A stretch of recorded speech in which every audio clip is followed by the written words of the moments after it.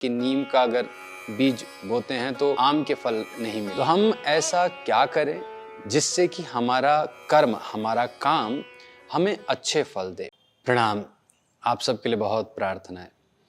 आज का प्रश्न है या फिर आज की चर्चा है हमारी काम को लेके। आप पूछते हैं कि काम करने का मन ही नहीं होता और यदि कर भी रहे हैं काम तो अच्छे रिजल्ट नहीं आ रहे।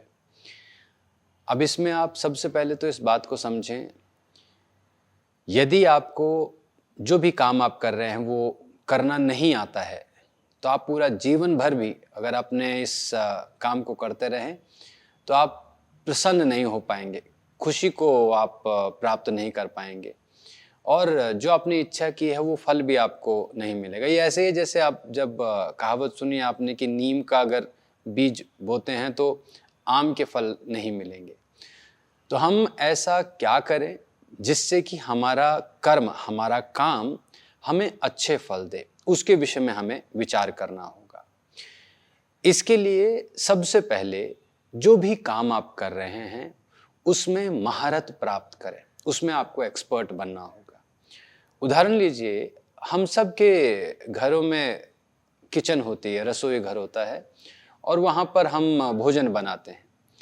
लेकिन बड़ा आश्चर्य है कि कईयों के घर में जो भोजन है बड़ा स्वादिष्ट बनता है और कईयों के घरों में उसी बात पे झगड़ा चलता रहता है। कभी नमक कम हो जाता है, कभी मिर्च ज़्यादा हो जाती है और कभी उसमें दाल कम है, कभी सब्जी कम है, कभी ज़्यादा है। तो इसी का ही आप एक अलग जीवन जी रहे होते हैं। लेकिन जिन घरों में भोजन अच्छा बनता है, इसका अर्थ है कि जो भोजन बनाने वाला है उसने अपने काम में महारत ले ली है। अब वो इस कर्म से अपने जीवन को आगे बढ़ा सकता है या बढ़ा सकती है। आप यदि कहीं पर किसी कंपनी में काम करते हैं और आपका काम कुछ चीज़ें बनाने का है, आप मानो कुछ खिलौने बनाते हों या फूलों के हार बनाते हों, ये काम यदि आपको अच्छा करना आता होगा तो आपको आगे बढ़ने से कोई नहीं रोक सकता। आप मार कब खाएंगे, आप दुखी कब होंगे जब आपको अपना काम आता ही नहीं है। इसके लिए आपको थोड़ा सा ठहराव देना होगा, इस बात को समझना होगा कि जो पढ़ाई आपने बचपन में की उसका अपना महत्व है और रहेगा। उस पढ़ाई को आप किस प्रकार से अपने कर्म के साथ जोड़ते हो। आप ऐसा नहीं कह सकते कि मैंने 10-12 साल बहुत पढ़ाई की लेकिन उसका कोई काम नहीं है जब मैं ये मिठाइयाँ बेचता हूँ या फल बेचता हूँ। उसका लाभ आपको तभी मिलेगा जब आप उस पूरे समय को अपने इस कर्म के साथ जोड़ पाओगे। क्या क्या आपने सीखा बचपन में, ध्यान करो कि आप कैसे सुबह उठते थे, कितनी पुस्तकें लेके आप अपने स्कूल की तरफ जाते, वहाँ अपने अध्यापकों के साथ आपका जीवन कैसा था, आपने कैसे पढ़ाई की और एक एक साल आप इंतजार करते थे परिणाम का। वो परिणाम प्राप्त करने के बाद फिर एक एक कदम रखते हुए आप आगे बढ़े हैं। तो कितना पेशेंस था आपके पास। लेकिन अब आप अनुभव करो कि हमारे पास पेशेंस ही नहीं है। हमारे पास ये बात समझने का या बात को स्वीकार करने का समय नहीं है कि मुझे वो कार्य आता भी है कि नहीं। हम बहुत जल्दी उसके कंक्लूजन पर चले जाते हैं, उसके झगड़े पर चले जाते हैं, रिएक्ट करने लग जाते हैं। इसे हमें रोकना होगा। एक छोटी सी कहानी की तरफ चलते हैं।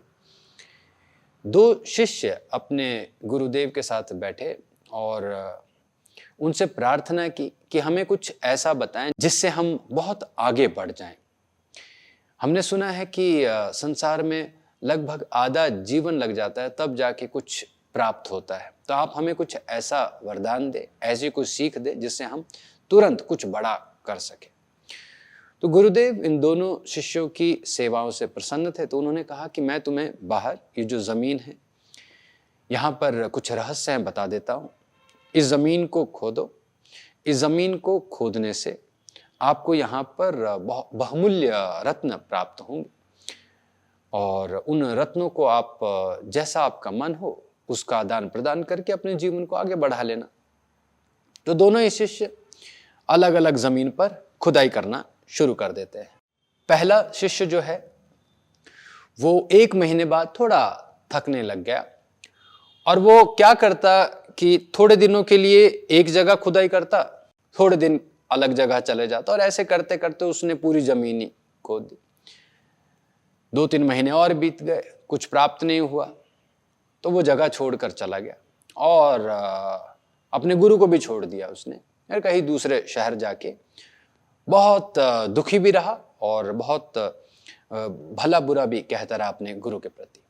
लेकिन जो दूसरा शिष्य था वो लगातार एक जगह खुदाई करता जा रहा है 4 महीने, 5 महीने, 6 महीने और बहुत बड़ा गड्ढा खुद चुका है। एक दिन 6 महीने पूरे होने के बाद उसकी खुदाई करते समय आवाज जो है थोड़ी बदल गई, तो उसे लगा कि कुछ यहां पर होगा। थोड़ा सा साफ करने पर उसने पाया कि वहां पर स्वर्ण के भंडार दबे हुए हैं। उसने तुरंत ये सूचना अपने जो भी गांव के बड़े थे उनको ये सूचना दी। उन्होंने ये सरकार को सूचना दी। सरकार ने तुरंत वहां पर पहुंचे और वो पूरा खजाना उन्होंने अपने पास रखा और पुरस्कार रूप में इस शिष्य को 10% का वहां से लाभ दिया। अब जो खजाना यहां पर मिला था वो पहाड़ के रूप में था, इतना था कि पूरे गांव को खरीदा जा सकता था। 10% उसको पुरस्कार प्रदान किया गया और क्योंकि यह सूचना उसने सरकार को दी, उसे सरकार की तरफ से ना जाने कितने प्रकार के और पुरस्कार प्राप्त हुए और वह कुछ ही समय में पूरे विश्व में जाना जाने लगा। तो 6 महीने की मेहनत और उसका ये बड़ा सरल व्यवहार उसे कहां से कहां ले गया। बात ऐसी भी हुई कि दूसरे शिष्य ने थोड़ी मूर्खता कर दी। जब इतना बड़ा खजाना मिला तो तुरंत ले सकता था, उसे बाहर बताने की कोई आवश्यकता नहीं थी, लेकिन उसने बताया। उसने अपनी शिक्षा का सदुपयोग किया और अब हुआ यह है कि पूरा विश्व उसे जानता है और जो भी धन उसके पास है वो बहुत मेहनत का धन माना जा रहा है। यह बात जब पहले शिष्य को पता चली तो बड़ा दुखी हुआ, अपने गुरुदेव के पास वापस आया और प्रार्थना की कि मेरी भूल के लिए मुझे क्षमा करें, लेकिन मैं ऐसा क्यों नहीं कर पाया कि जिस प्रकार हमारा जो साथी था उसने ये अद्भुत कार्य किया, मुझसे ऐसा क्यों नहीं हुआ। तो यहाँ गुरु ने वो शिक्षा प्रदान की जो हमारे कर्म को श्रेष्ठ बनाती है। जो भी काम हम कर रहे हैं हमें दिया गया है उसे श्रद्धा पूर्वक हमें करना चाहिए, उसमें कोई दूसरा विचार नहीं होना चाहिए। जब हम अपने कार्य को पूरी क्षमता के साथ करेंगे, पूरी शुद्धता के साथ करेंगे, बुद्धि का उपयोग करते हुए करेंगे तो वह हमें आगे जरूर लेके जाएगा।